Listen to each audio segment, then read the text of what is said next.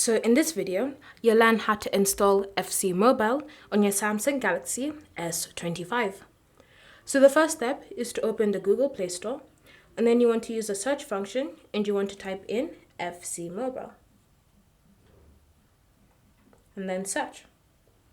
You should see it listed in the search results, so you want to tap on it to view the app details and ensure that it's by EA or Electronic Arts. Once you've confirmed that, simply select Install and wait for the game to be downloaded onto your phone.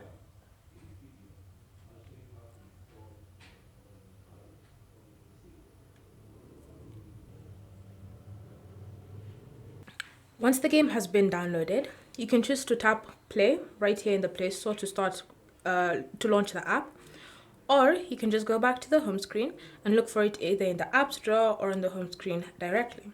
Then you can just tap on the app icon and launch the game. So from here, you can choose to log in with your details, or you can just choose to play without it. And then you can now start playing FC Mobile on your Galaxy S25. Thank you for watching. If you have any questions or comments, leave them down below and we'll get back to you.